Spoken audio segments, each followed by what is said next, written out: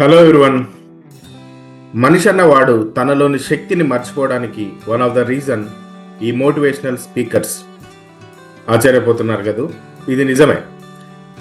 ఎల్లప్పుడూ పాజిటివ్గా ఉండండి, పాజిటివిటీ పాజిటివిటీ, నష్టం గురించి ఆలోచించకండి, కష్టాల గురించి ఆలోచించకండి అని చెప్పి చెప్పి మనుషులని నిజంగా కష్టం వచ్చినప్పుడు, నెగిటివిటీ వచ్చినప్పుడు దాన్ని ఎలా ఎదుర్కోవాలో మర్చిపోతున్నారు.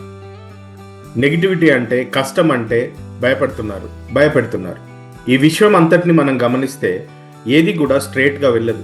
ఈ విశ్వం మొత్తం కూడా ఒక కరువు లాగా వెళ్తుంది. మన జీవితంలో ప్రతిదీ కూడా ఒక కరువు లాగానే వస్తుంది. సో మనకి కష్టాలు, నష్టాలు, బాధలు, ఇబ్బందులు, విజయాలు, అపజయాలు, ఆనందాలు, బాధలు, దుఃఖాలు ఇవన్నీ కలిస్తేనే జీవితం. ఒక సంతోషాన్ని ఎలా సంతోషంగా గడపాలో నేర్చుకోవాలి, ఒక ఇబ్బందిని ఎలా అధిగమించాలో సిద్ధంగా ఉండాలి, ఒక నష్టాన్ని ఎలా లాభంగా మార్చుకోవాలో తెలుసుకోవాలి, ఒక భయాన్ని ధైర్యంగా ఎలా మార్చుకోవాలో అలవాటు చేసుకోవాలి. కానీ ఈ 21వ సెంచరీలో అనేక మంది ఇన్ఫ్లుయెన్సర్స్, మోటివేషనల్ స్పీకర్స్, గురువులుగా పిలువబడేవారు ప్రజల్ని భయభ్రాంతులకి గురి చేస్తున్నారు. ఎల్లప్పుడూ పాజిటివిటీ గురించే ఆలోచించాలి, నెగిటివిటీ గురించి ఆలోచించొద్దు అని. కానీ అరుణ్ గిగ్స్ మీకు చెప్తుంది, మీరు ఎల్లప్పుడూ ప్రతి దానికి సిద్ధంగా ఉండండి. ఎందుకంటే మీరు విజేతలుగా పుట్టారు, మీరు విజేతలు. మీరు యుద్ధంలోకి వెళ్ళి మరణం గురించి ఆలోచించడం కాదు, మరణం అనే దాన్ని జయించడానికి పోరాటం చేయాలి.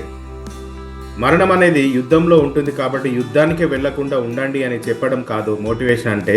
మోటివేషన్ అంటే నష్టాన్ని ఎలా అధిగమించాలి, భయాన్ని ఎలా మారుద్రోలాలి, ధైర్యంగా ఎలా బ్రతకాలి. ధైర్యంగా ఎలా బ్రతకాలి అంటే ముందు భయాన్ని ఎలా పారద్రోలాలో తెలియాలి. ఆ భయం రుచి తెలిసిన వాడే ధైర్యంగా ఉండడం నేర్చుకుంటాడు. కాబట్టి మీ యొక్క జీవితంలో మీరే విజేతలు. మీ జీవితాన్ని అనవసరంగా పనికిరాని విషయాల పట్ల మీ సమయాన్ని కేటాయిస్తూ మీ పర్పస్ని మీరు మర్చిపోకండి. మీరు ఈ భూమి మీద పుట్టారు అంటే ఏదో ఒక అద్భుతమైన పర్పస్ కోసమే పుట్టారు.